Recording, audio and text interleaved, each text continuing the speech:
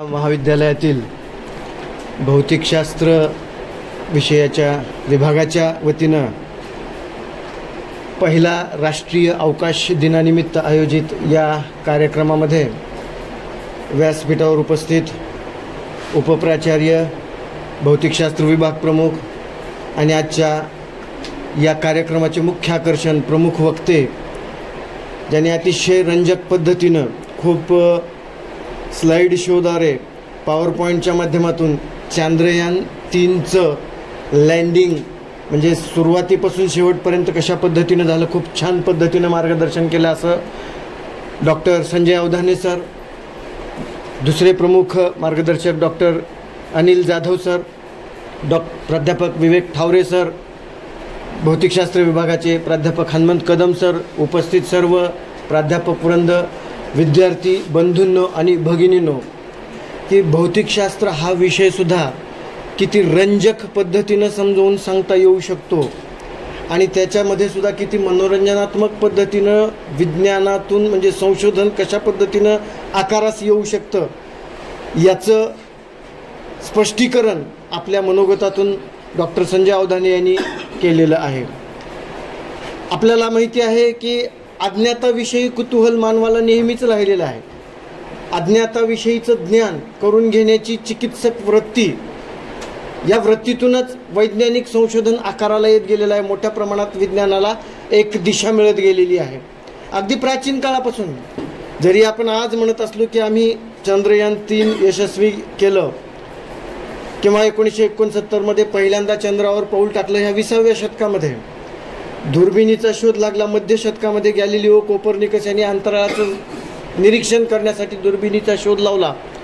परंतु जर आपण लक्षात घेतलं तर भारतीय नॉलेज म्हणजे ज्ञान परंपरा जी आहे, इंडियन नॉलेज सिस्टीम जी आहे, भारतीय ज्ञान परंपरा जी आहे, ती अगदी प्राचीन काळात 5000 वर्षापूर्वी ह्या स्पेसशी रिलेटेड काही संकल्पना आमच्या भारतीय ज्ञान परंपरेत दिसून येतात. आपल्या सर्वांना विज्ञानही हे सांगतं, धर्मही हे सांगतो की आमचं देह पृथ्वी, आप, तेज, वायू, आकाश या पंचतत्वापासून बनलेलं आहे.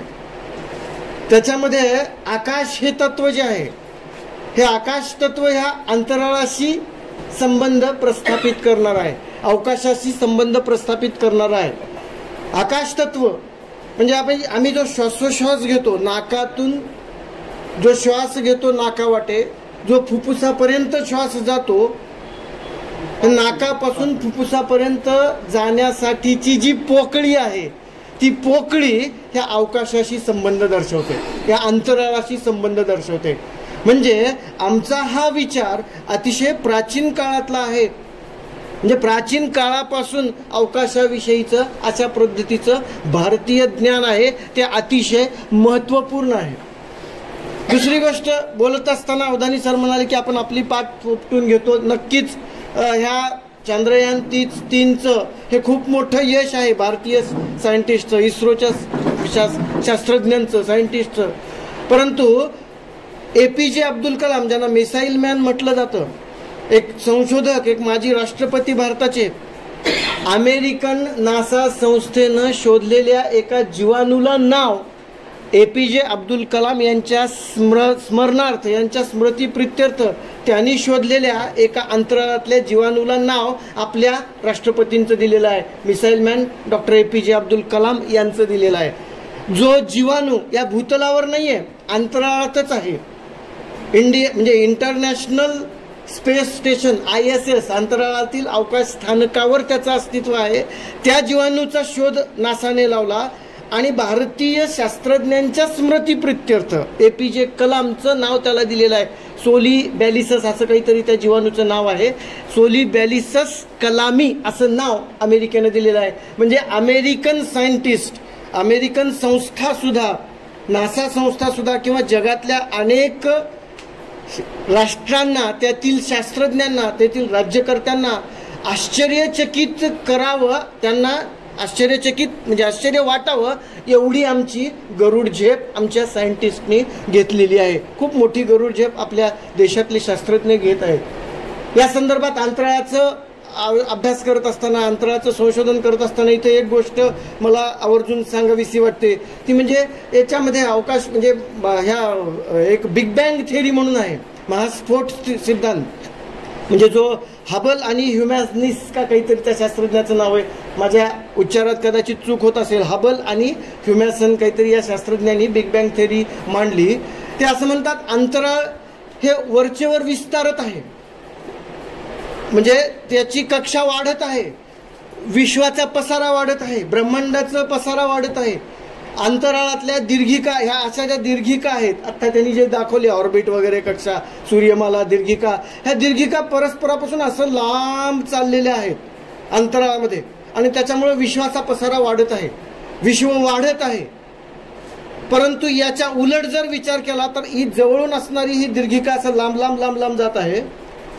याच्या पुढे जर याच्या उलट जर विचार केला, जर आम्ही थोडंसं मग भूतकाळाकडे गेलो, इतिहासाच्या दृष्टिकोनातून जर विचार केला, तर ह्या दीर्घिका पूर्वी अशा अशा अशा अशा जवळ होत्या, आणखीन जवळ होत्या, आणखीन जवळ होत्या, एकत्रित होत्या, आणि ते सर्व एका बिंदूत सामावलेलं होतं हे विश्व, असं हे बिग बँग थेअरी म्हणतात.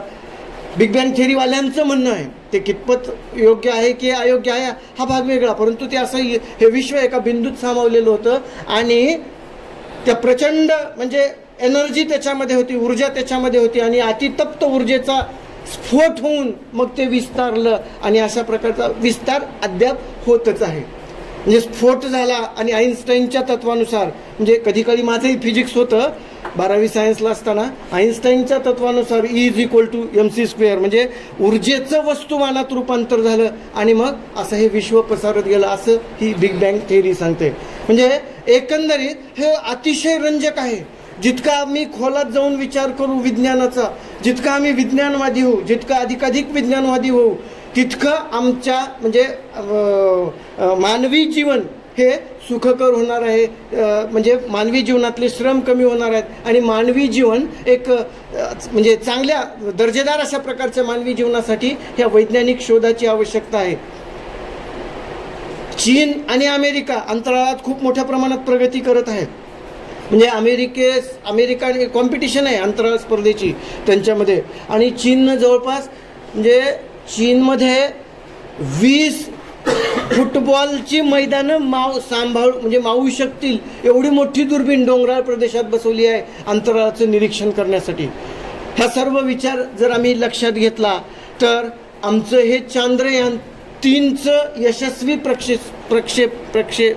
प्रक्षेपण म्हणता येईल, किंवा त्याला यशस्वी तिथं लँडिंग जे केलेलं आहे ते आमच्या सायंटिस्टची खूप मोठी उपलब्धी आहे. खूप मोठा त्याच्यामध्ये अगदी म्हणजे त्याचं गती काय, त्याचं वेट किती, त्याचं ऑर्बिट कशा, त्याच्या कक्षा कशा, इथून कसं स्थलांतर झालं, 13 जुलै म्हणलात ना सर, 13 जुलैला इथून शिफ्ट झालं, त्याचीच निवड का केली जुलै आणि ऑगस्ट महिन्याची, तर पृथ्वीच्या जवळ म्हणजे अंतराळात सर्व ग्रह उपग्रह जे फिरत राहतात, पृथ्वीच्या जवळ आलेला असतो चंद्र, त्याच्यामुळे ह्या महिन्यात, आणि तोही तिथं सूर्याचा प्रकाश पडेल अशा पद्धतीनं त्याचं लँडिंग करणं, हे जे टेक्निक आहे, हे जे गणित आहे, ते गणित अतिशय महत्त्वाचं आहे.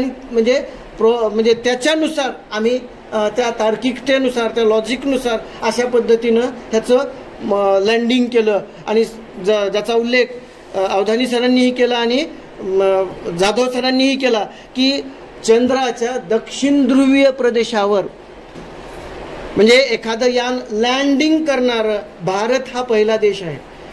चंद्रावर पोहोचणारा चौथा देश आहे. यापूर्वी अमेरिका गेलं, रशिया गेलं, आणखीन कुणी गेलं, पण चौथा देश आहे. परंतु दक्षिण ध्रुवीय प्रदेशावर पोहोचणारा भारत हा पहिला देश आहे. आणि जसं की प्राप्त परिस्थितीमध्ये कमीत कमी खर्चामध्ये हे यश आहे, हे मोठं यश आहे. आता आपल्याला खरं तर खूप मोठा हॉल हवा होता, खूप मोठं सभागृह हवं होतं, खूप मोठी आणि महत्त्वपूर्ण माहिती जाधव सरांनी सांगितली, अवधानी सरांनी सांगितली. त्याच्यासाठी खूप मोठा प्रोग्राम आपल्याला खरं तर आयोजित करावायचा होता. परंतु प्राप्त परिस्थितीत आपण तो हे चंद्रयान 3चं यशस्वी प्रक्षेपण आहे ते आपल्यासमोर हे उलगडवलेलं आहे. आणि सरांनी सांगितल्याप्रमाणे प्रत्येकाच्या डोक्यामध्ये कल्पना, खूप अचाट कल्पना असू शकतात, फक्त त्या दिशेनं आम्ही विचार करायला पाहिजे, त्या दिशेनं प्रेरित झालं पाहिजे. वैयक्तिक जीवनात तुम्ही कसंही असा, आज शुक्रवार आहे, मी माझ्या घरी सत्यनारायणची पूजा करून आलो आहे. वैयक्तिक जीवन आपल्या चौकटीच्या आत असावं धार्मिक जीवन, परंतु प्रत्यक्ष आम्ही जोपर्यंत अधिकाधिक विज्ञानवादी होणार नाहीत, जितकं आम्ही अधिकाधिक विज्ञानवादी होऊ तितकं आमची मानव जातीची डेव्हलपमेंट आहे, मानव जातीचा विकास आहे. आणि त्या अनुषंगानं आपण प्रत्येकजण अधिकाधिक विज्ञानवादी झालं पाहिजे. हाच या ठिकाणी इथं संदेश या चांद्रयान 3च्या यशस्वी उड्डाणामुळं आयोजित केलेल्या या पहिल्या राष्ट्रीय अवकाश दिनानिमित्त हाच एक संदेश आपण इथं लक्षात घेऊ, हाच विचार आम्ही आत्मसात करू आणि अधिकाधिक विज्ञानवादी होऊन या सर्व मान्यवरांना खरोखरच मान्यवरांचे कौतुक.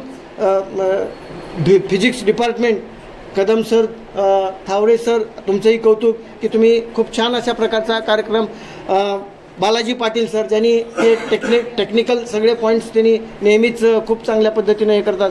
सर्वांचं कौतुक आणि पुनश्च एकदा अभिनंदन करून मी माझी रजा घेतो. धन्यवाद.